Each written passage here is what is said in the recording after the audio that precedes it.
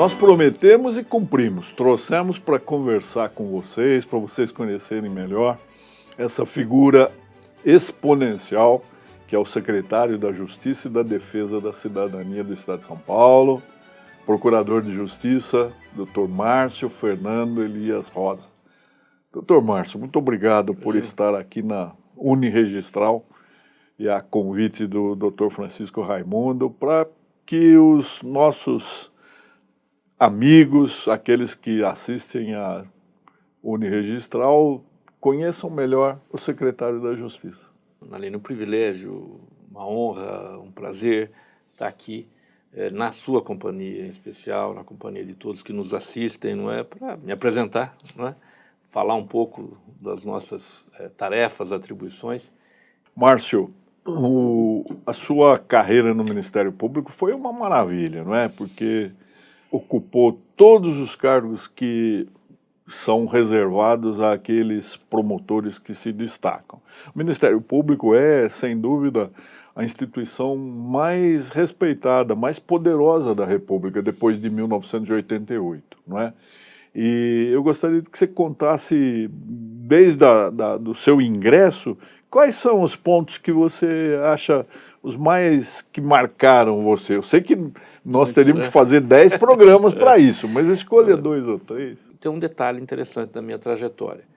O meu avô foi serventuário da Justiça, foi cartorário, tinha cartório na época. Ibiúna não era comarca, era São Roque, então o cartório fazia tudo, não é isso? Era cartório de notas, tabelionato, né? Registro civil. Depois meu pai foi escrivão de cartório também, em Lençóis Paulista. E eu comecei como auxiliar contratado. Olha aí! Isso, até que fiz faculdade de Direito em Bauru, ingressei no Ministério Público em 1986 e comecei a minha carreira, primeiro no Vale do Ribeira, depois aqui na região, na Grande São Paulo, em Sumaré e em Barueri. Chegando depois, já junto com você, não é? A condição de Procurador-Geral de Justiça com muita honra, com muito orgulho.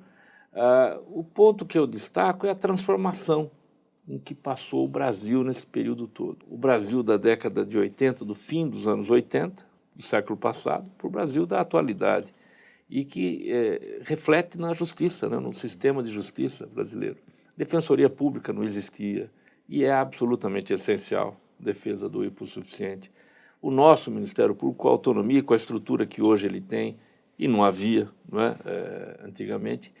No início dos anos 90, eu comecei a trabalhar com combate à corrupção, improbidade administrativa. Eu sou uma consequência direta da Constituição de 88. Eu sempre gostei de direito público e de tutela coletiva. Em 1988, a Constituição muda radicalmente o perfil do Ministério Público e nos atribui a defesa dos interesses difusos coletivos aí no plano constitucional. Nós já tínhamos desde 81, 82, depois 85, na Lei da Ação Civil Pública, mas em 88 veio inclusive o patrimônio público. Sim. Então eu fui trabalhar primeiro com urbanismo, fiquei cuidando de parcelamento do solo. E depois, em 92, improbidade administrativa, ainda era a Lei Bilac-Pinto, a antiga Lei Bilac-Pinto. E nós fazíamos quebra de sigilo bancário. Conseguíamos a quebra de sigilo bancário, como é que se processava? Veja a transformação no Brasil. Nós recebíamos xerox, ou cópia, do fotolito da movimentação bancária. Eram caixas e caixas de documentos que precisava desenhar para tentar fazer o caminho do dinheiro. Hoje, um sistema que o Ministério Público Estadual e o Ministério Público Federal desenvolveram, o SIMBA, que é o Sistema de Movimentação Bancária, você conhece, e em 30 dias, ele não só retrata os documentos, como ele fala, ele mostra, indica por onde tramitou o dinheiro, né? De que conta saiu, para que conta foi. Nós fazíamos isso manualmente. E quando me perguntam por que hoje se faz tanta investigação, né? E naquela época não se fazia, eu digo, porque não tinha ciência. Sim, e a tecnologia. Tecnologia da informação. Muito, eu não sei se a partir de que ponto a secretaria começou a ser um pouco diminuída, mas você conseguiu amealhar. Hoje você acumula a Fundação a Fundação Casa. Que coisa, olha aí. Conta um pouco essa experiência. Posso contar, e é um prazer enorme, viu? A Secretaria da Justiça, se bem retratou, foi a primeira secretaria importantíssima durante toda a velha República, toda a República, mas, na atualidade, ela mudou completamente de perfil. A Secretaria da Justiça era o órgão do Estado, do Executivo, de interlocução entre Judiciário, Ministério Público, Advocacia Pública e Privada. E passou a ressaltar a defesa da cidadania, que é delicioso, não é? Na verdade, é um papel muito mais interessante até do que aquele de interlocução.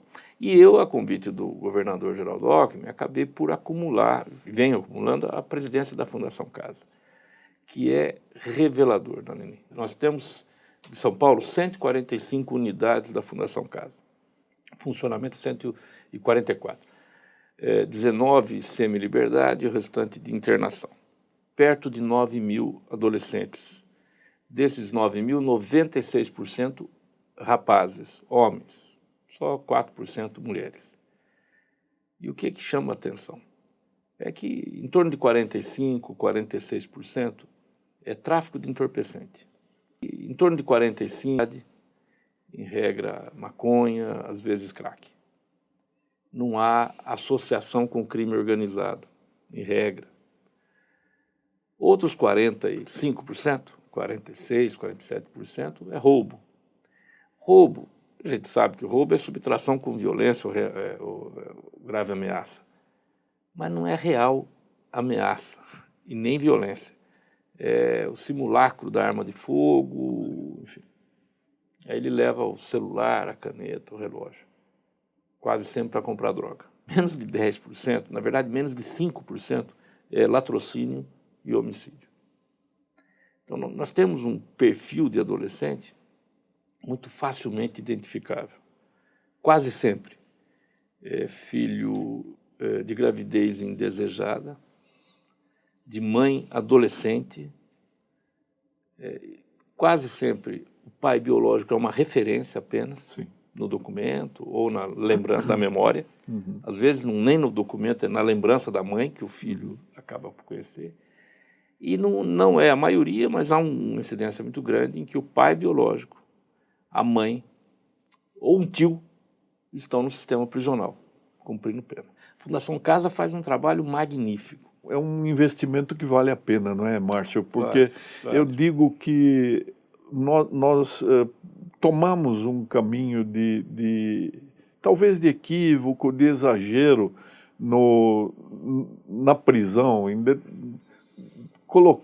segregar jovens que são, na verdade, os mais inteligentes, né, Márcio? Porque são mais espertos? São os mais espertos, são os mais dinâmicos, mais ágeis, aqueles que percebem, e isso a sociedade precisa acordar.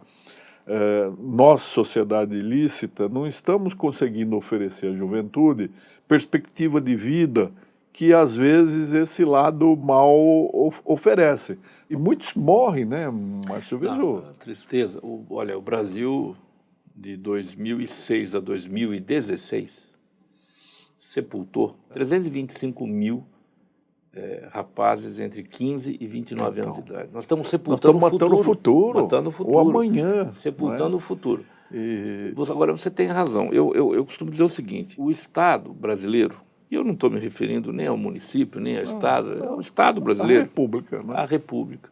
Todos nós, portanto, o Estado, a sociedade civil, a família, o setor privado, o interesse econômico, o setor produtivo, trabalhadores, todos nós, todos sem exceção nenhuma. Precisamos oferecer para a juventude alternativas de vida saudável. Educação, cultura, lazer, o lado lúdico da juventude. Não é? Porque senão, se nós não formos hábeis a ponto de capturar o adolescente, outra força captura. Sim. Outra força captura. Elas são eficientes, claro, né? As facções são eficientes e oferecem atrativos que nós não estamos conseguindo. Eu acho que esse é o grande desafio e é muito bom que na Secretaria da Justiça haja um titular compenetrado da responsabilidade, né? Porque é lógico que vocês estão vendo que como eu admiro muito o secretário, que é meu amigo, não é?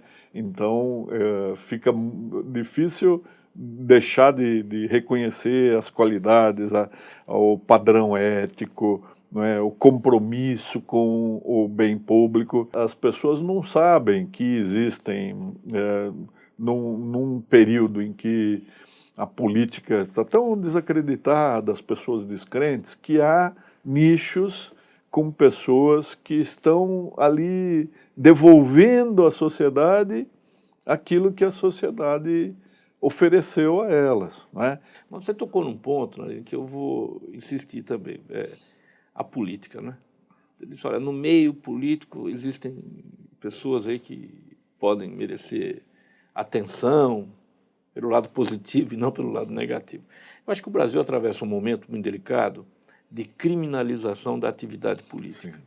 E eu costumo dizer que, porque você concorda, eu vou repetir, não há alternativa senão pela via política, senão por essa via. Eu costumo dizer o seguinte, enquanto os exércitos declaram guerra, a política é que celebra a paz.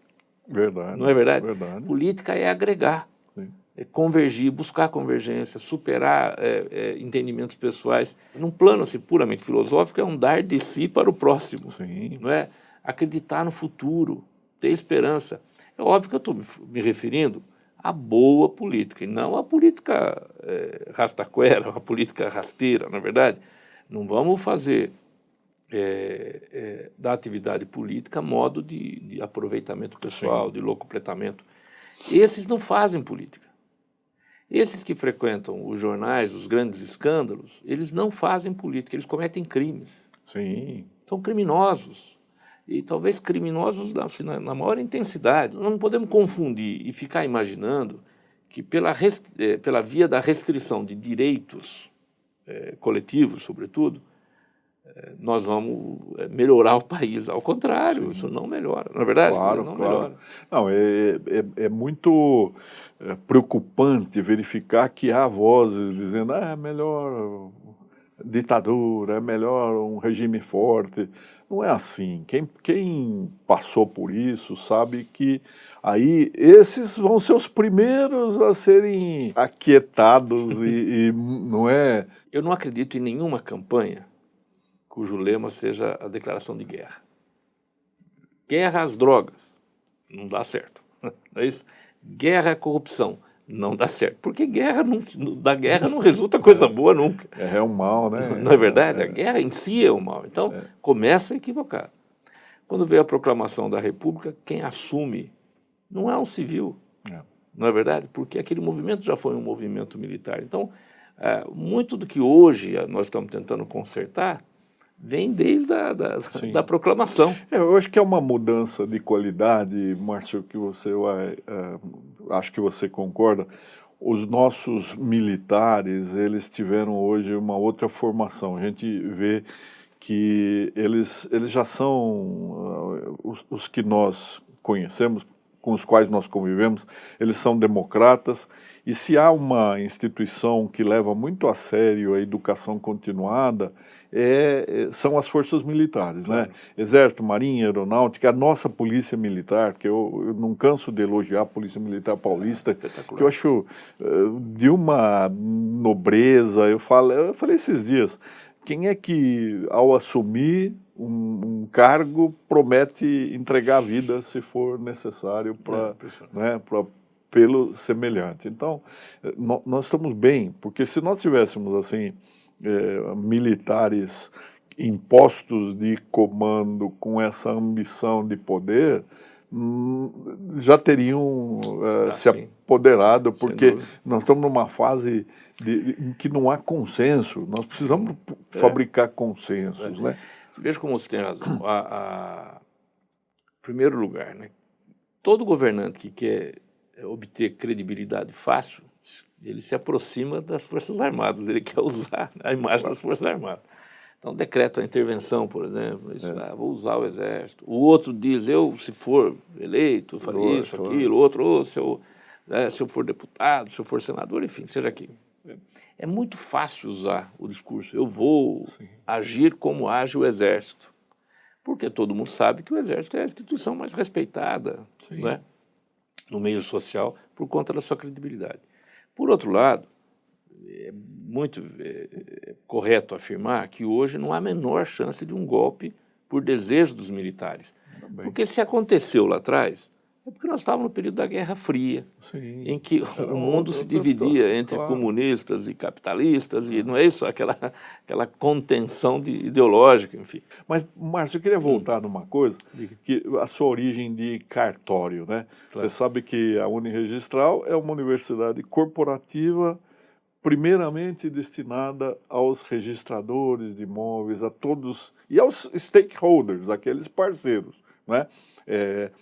A garantia da segurança jurídica, do domínio real, da propriedade, que é um dos direitos fundamentais, um dos 5 ali do artigo 5º do Caput, né? E eu sempre digo, e gostaria que você comentasse, que essa opção do Constituinte de 88, fazendo uma delegação, entregando para o particular, para exercer em caráter privado uma delegação estatal, foi uma coisa muito inteligente. O Estado não coloca nas delegações extrajudiciais, e aí são várias, né? Registro civil, que você falou, tabelionato de protestos, registro de títulos e documentos, registro de imóveis, entrega atividade estatal, não coloca um tostão, fiscaliza através do judiciário, que é um feitor muito severo, rigoroso. E ainda leva uma parcela daquilo que é o trabalho do... Então, eu acho essa uma estratégia inteligente. As pessoas não têm noção de que é um serviço público exercido pelo particular que assume todos os riscos, né? Você concorda com isso? Você que nasceu em cartório? Não, concordo plenamente, vi isso acontecer. Na prática cotidiana, com os atos de ofício, não é? Celebrando casamento, por exemplo, né? Como eu cheguei a fazer. Né?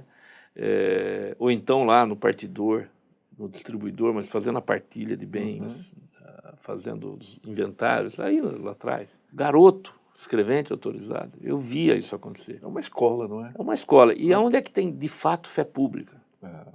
Na atividade cartorial, na atividade das serventias extrajudiciais, mesmo judiciais.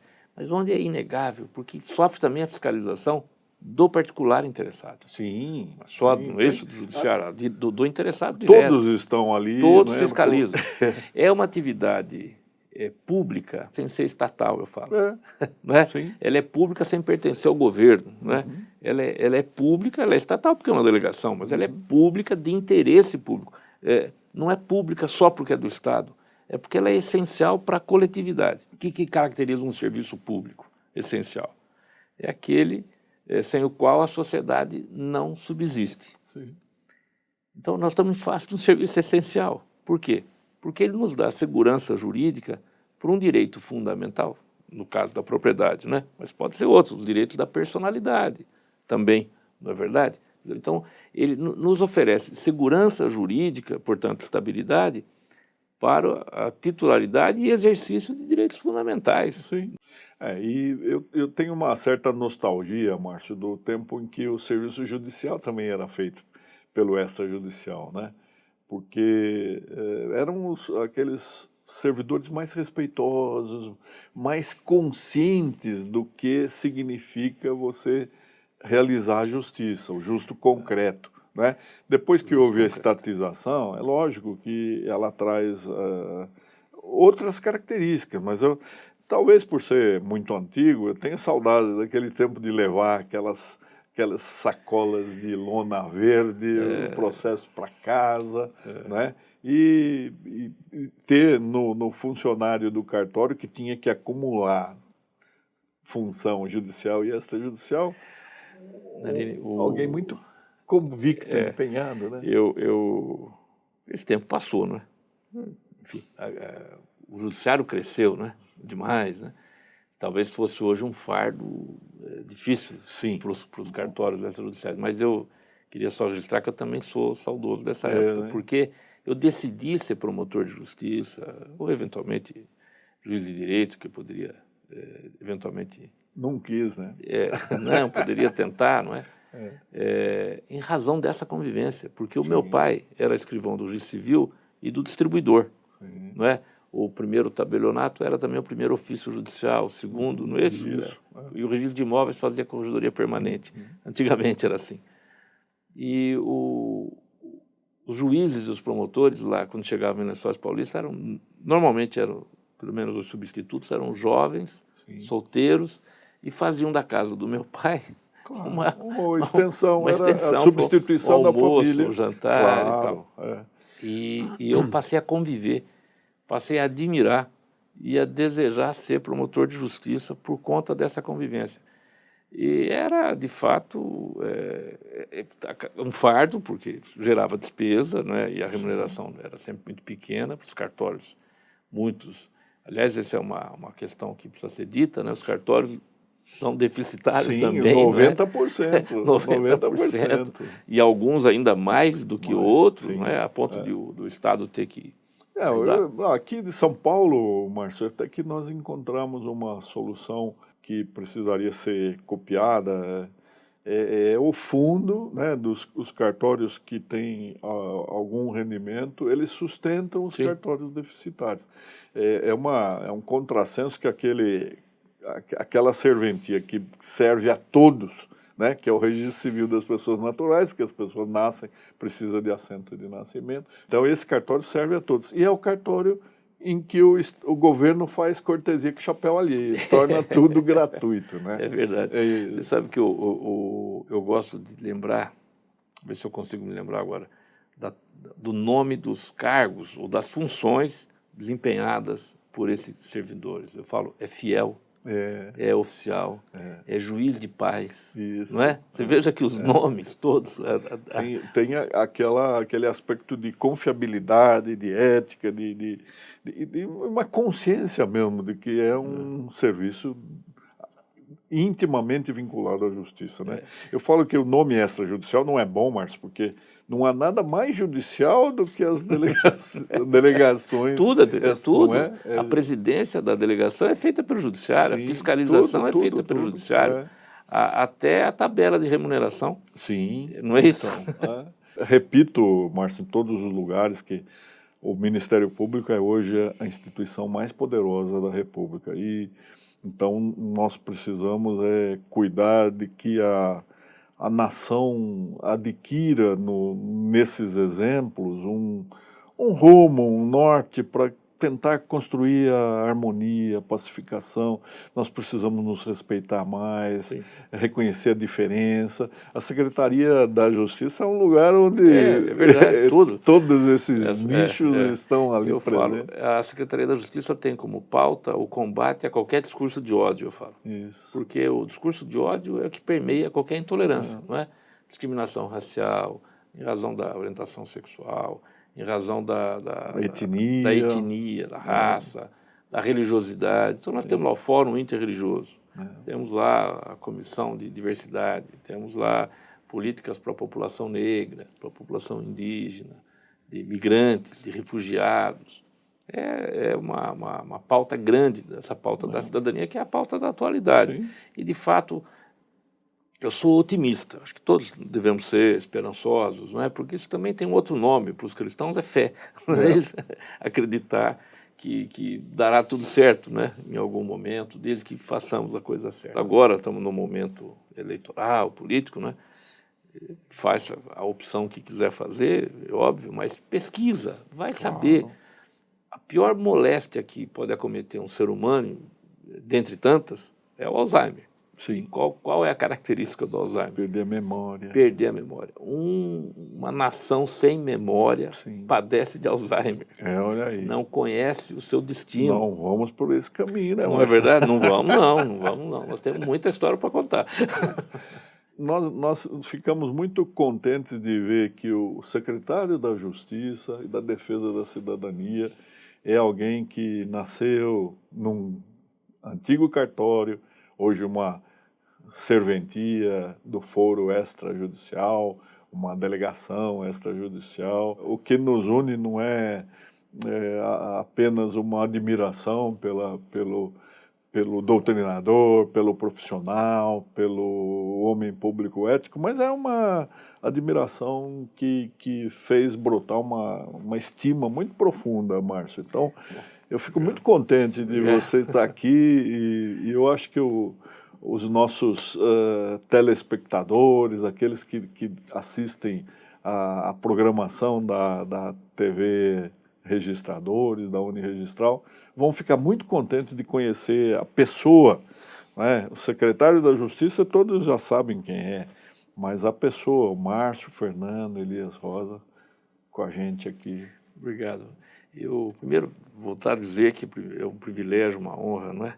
E essa relação de respeito e de afeto não suscita emulação e não leva em conta o cargo, porque nós tivemos o privilégio de trabalhar juntos. Eu não era procurador-geral, depois corregedor, doutor Nalini corregedor, eu procurador-geral, mas agora também como secretário, secretário da Educação, secretário da Justiça. Eu quero só dizer que você é um exemplo de que a pessoa faz a diferença na vida das outras pessoas. Nalini, muito obrigado. Eu agradeço e quero pedir licença para cumprimentar todos que nos assistem, né? Essa grande família forense também, não é? Das serventias extrajudiciais, Uniregistral, enfim.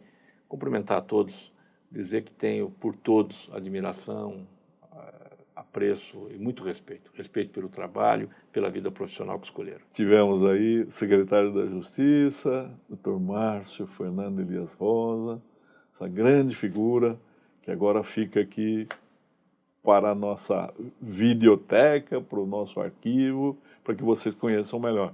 Esperamos trazer mais uma vez o doutor Márcio aqui, porque é inesgotável o que ele tem a compartilhar conosco. Muito obrigado.